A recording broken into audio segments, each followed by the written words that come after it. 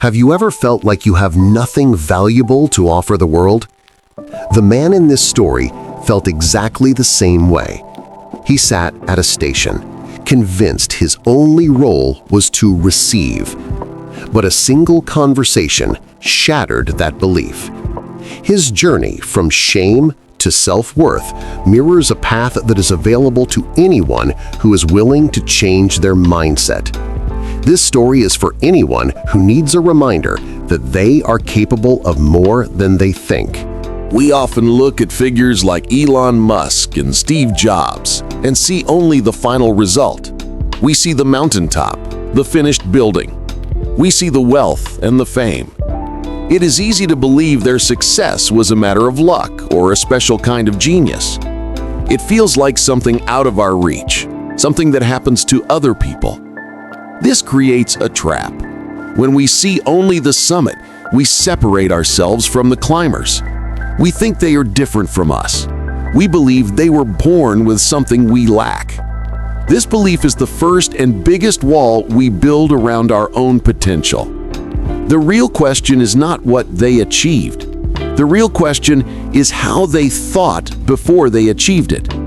What was happening in their minds before the world knew their names? What did they know about thinking that most people never learn? Their secret was not a complex formula. It was a simple foundational belief.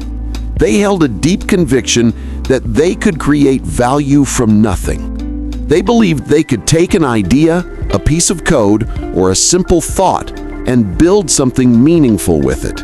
This belief was the seed. This belief shaped their reality long before the money or the fame arrived. It guided their decisions each day. It gave them the patience to work through failure.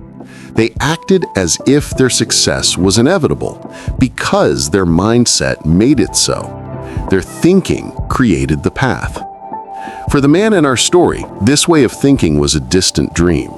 He sat at the railway station, trapped in the opposite belief. He was convinced he had nothing to give. He saw himself as an empty vessel, only capable of receiving what others might offer. His world was small because his thinking was small. What did Elon Musk and Steve Jobs know about thinking that most people don't? They knew that your circumstances do not define your potential. Your thinking does. They understood that you must believe you can create value before you ever can. This belief is the engine. Without it, you remain at the station, watching others board the train. The railway station was a river of people. It was a constant flow of energy and purpose. Every person had a destination. They moved with intent, their minds fixed on a goal. Trains arrived and departed, carrying lives forward. The air was thick with the sounds of announcements and the rhythm of footsteps. But for one man, it was an island of stillness. He was a fixture, like a bench or a pillar. He occupied the same spot every day. The river of people flowed around him, but he remained unmoved. His identity was fixed. He was a beggar. This was not just what he did, it was who he was. His only function was to receive. He believed his poverty was his entire story. He saw it as a fact that could not be changed. It was like the weather or the time of day. He did not question it. This belief shaped his actions. He would only ask for money with his head bowed low. He never offered anything in return because he believed he had nothing to offer. His posture was one of submission. He saw the businessmen pass by. They wore clean suits and carried briefcases. They spoke with confidence. He thought they lived in a different world. He believed they were born into a life he could never understand. He never considered they had started somewhere too. He did not imagine they had faced struggles or doubts. In his mind, they were simply different kinds of people. His small thinking created a small reality. It was a self-fulfilling prophecy. Because he believed he had nothing to give, he gave nothing. Because he gave nothing, he received only small acts of pity. This cycle reinforced his belief that he was powerless. He was trapped not by the station, but by his own mind. Why do some people stay poor while others become wealthy with the same opportunities? The answer often lies in this internal world. Two people can stand in the same station. They see the same crowds and the same trains, but one sees only a place to ask. The other sees a place to trade. One sees a limit. The other sees a possibility. The difference begins with a single thought. It is the thought that says, "I have something to give." Without that thought, the opportunity is invisible. One day, a well-dressed man stopped. He did not just drop a coin and walk away. He paused and stood before the beggar. He looked at the man, not with pity, but with a curious intensity. It was a look of assessment, as if he were seeing something more than a man in worn clothes. He asked a simple question. The words were plain, but they carried the weight of a judgment. He said, "What do you give?" The beggar was confused. Give? He had nothing to give. That was the entire point of his situation. His hands were empty. His bowl was empty. He believed his only role was to receive what others offered. The question made no sense to him. The businessman saw his confusion. His response was a cold, hard truth wrapped in a principle. He did not speak with anger. He spoke with the calm certainty of someone stating a natural law.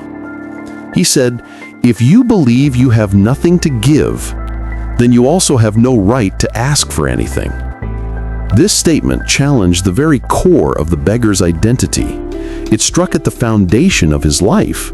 For years, he had operated on the belief that asking was his right. He thought his need justified his request. The businessman presented a different view of the world. He suggested that receiving was not a right, but a result. It was the outcome of an exchange. It suggested that every interaction, even a simple one, is built on a balance. You give something, and you receive something in return. The something you give does not have to be money. It can be a service, a kind word, or a moment of respect, but there must be an offering. Without it, you are not participating in the flow of life. You are standing outside of it, hoping for a handout. The businessman turned and walked away. He left the beggar alone with this uncomfortable new idea. The noise of the station faded into the background. The beggar was left with only the echo of that question. What do you give? He had no answer. For the first time, he felt the shame of that emptiness. What did the businessman mean when he said, "You have no right to ask for anything"? He meant that the world operates on a principle of mutual value. When you enter into an exchange, you acknowledge your own worth. You affirm that you have something to contribute. To ask without offering is to treat yourself as worthless. It is to place yourself outside the system that connects all people. The right to ask is earned by the willingness to give. After the businessman left, the station grew quiet, but the beggar's mind was loud. The question echoed in the silence he carried inside. What do you give? He had no answer, and that shamed him. For the first time, he felt the weight of his own emptiness. It was a heavy feeling, different from the hunger in his stomach. This was a hunger of the spirit. For days, he sat in the same spot. His body was still, but his internal world had been disturbed. He could not return to his old way of thinking. The simple question had broken it. He began to observe the station with new eyes. He was no longer looking at it as a beggar, a person who only takes. He began to look at it as someone searching for an opportunity. He saw people buying things. He noticed a woman selling small bouquets of flowers. He watched a man with a cart selling tea and snacks. He saw money change hands. But he saw more than that. He saw an exchange. A person gave money and received a flower. They received a moment of beauty or a gift for someone they loved. The transaction was small, but it was fair. Both people walked away feeling the interaction had value. A seed of an idea started to grow in his mind. What if he could be part of that exchange? What if he could move from the sidelines into the flow of the station? He realized that his problem was not a lack of money. His problem was a lack of a value-creating identity. He saw himself as a hole to be filled. He needed to see himself as a source, however small. This shift in thinking was the first step. It was the invisible change that happens before any visible change can occur. It is the moment you stop asking, "What can I get?" and start asking, "What can I become?" Your bank account does not change because you wish for more money. It changes because you change the person who manages the account. You build a new identity, one that believes in creating value. This new identity then seeks out and creates new opportunities. It finds ways to contribute. The money is simply the world's response to that new way of being. How can changing what you think about actually change your bank account? It changes the person who earns the money. It changes your actions, your choices, and your perception of opportunity. The external world is a reflection of your internal state.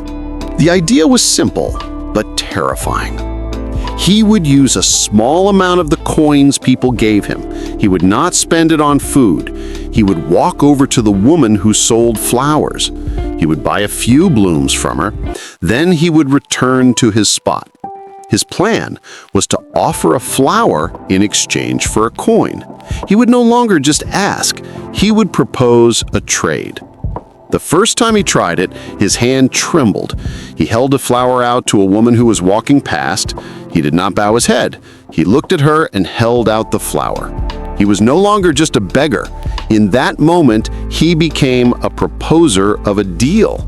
He was inviting her into an exchange. His heart beat fast. He feared she would laugh or look away. The woman stopped. She looked surprised. Then she looked at the flower. A small smile appeared on her face. She reached into her purse and gave him a coin. She took the flower, she nodded to him, and continued on her way.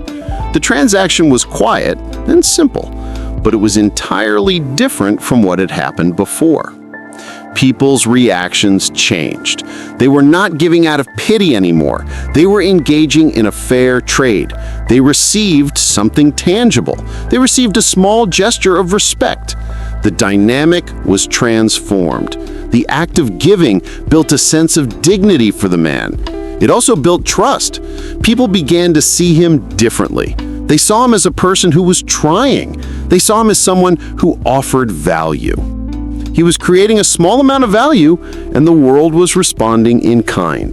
The coins people gave him felt different. They were not alms, they were payment. They were an acknowledgement that he had provided something worth paying for.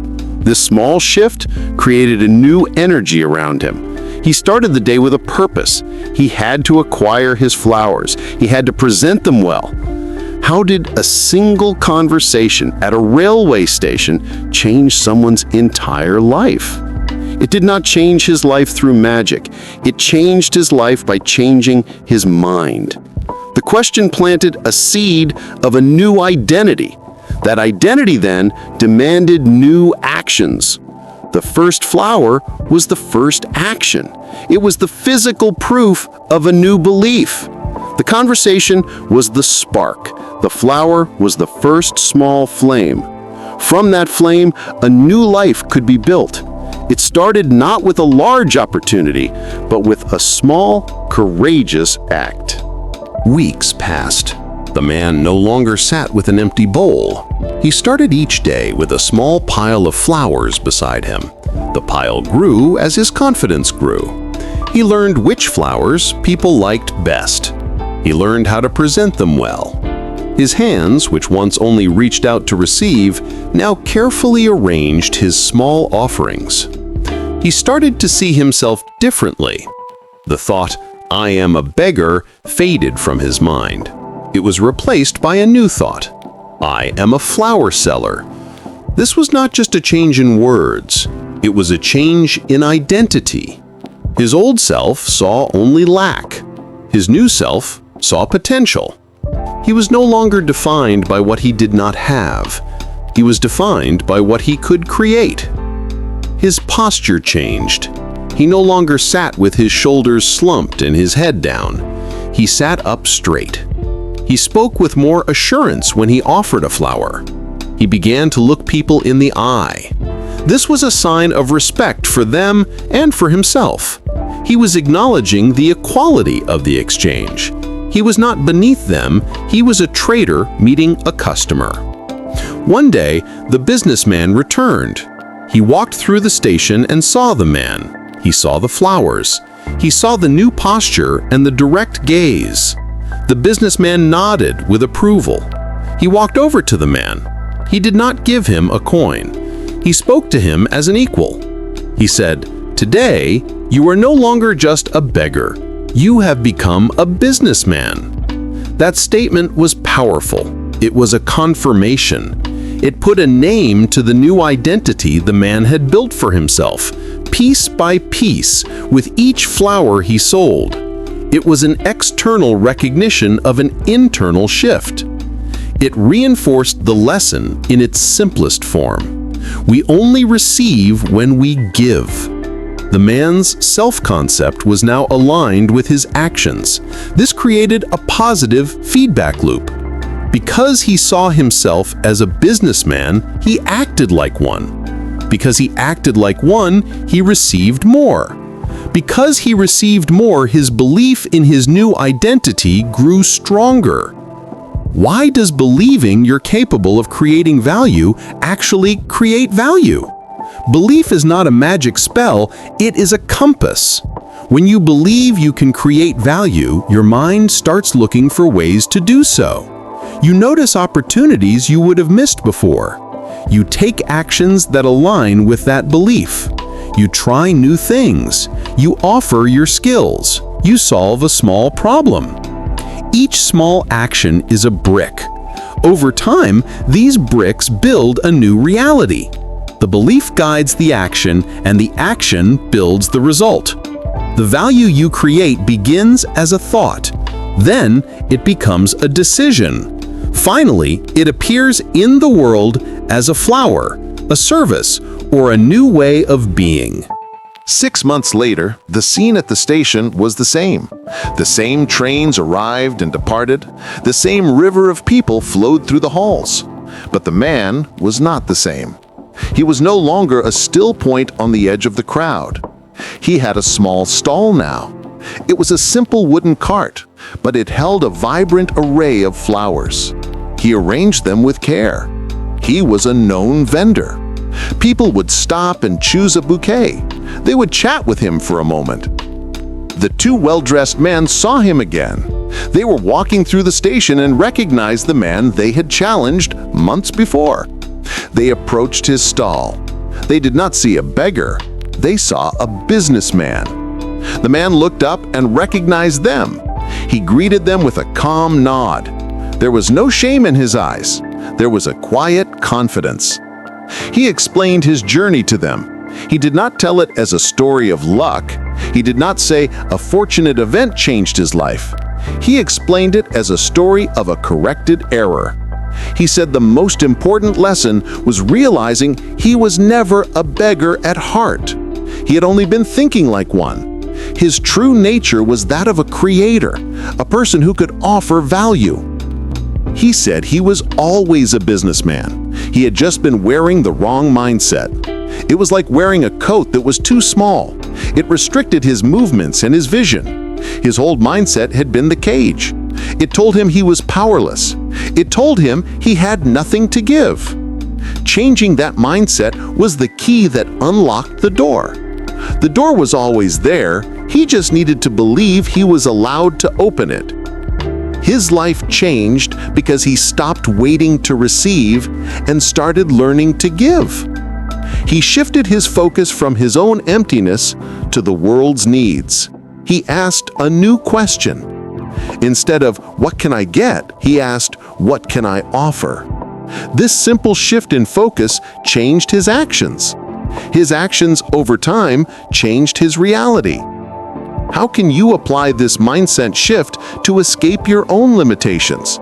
Your limitations often feel solid, like walls, but many of them are built from thoughts. They are built from beliefs about what you cannot do or what you do not have. The first step is to question those beliefs. Ask yourself what value you can offer today.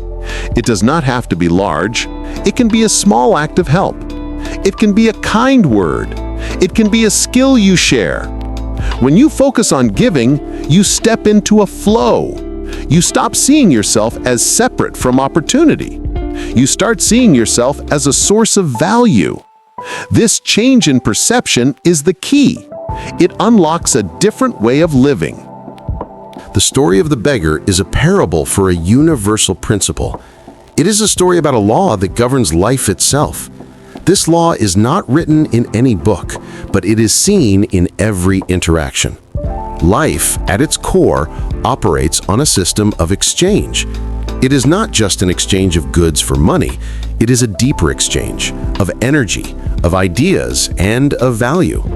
You give your attention and receive knowledge. You give your effort and receive skill. You give kindness and receive trust.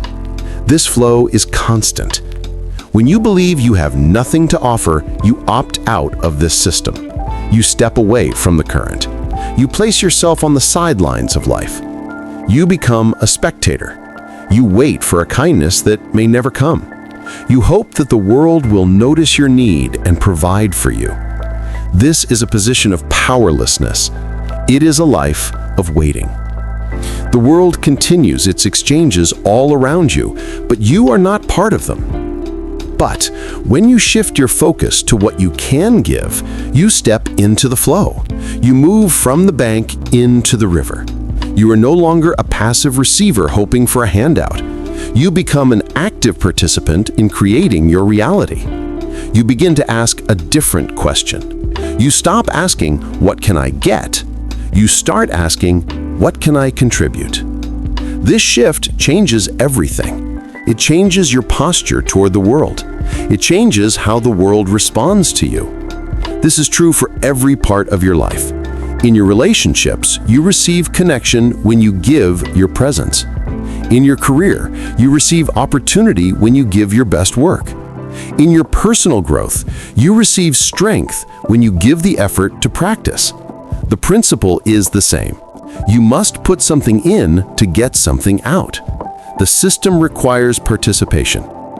The size of your success is often limited only by the size of your thinking.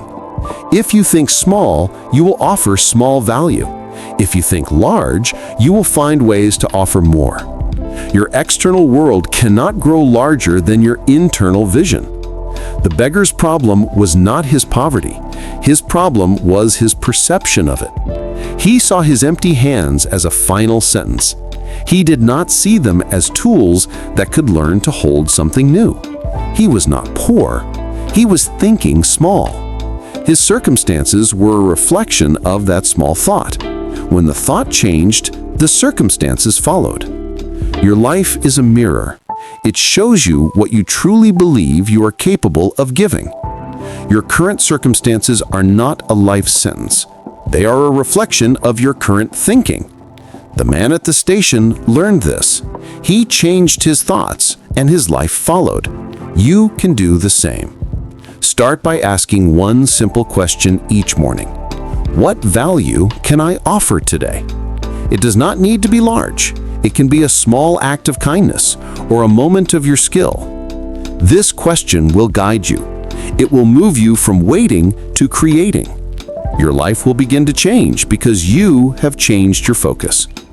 If you like the story, please give it a like and share it with your friends. And don't forget to subscribe to our channel for more inspiring stories like this one. See you in the next story with new thoughts and new lessons. Until then, stay well and stay peaceful.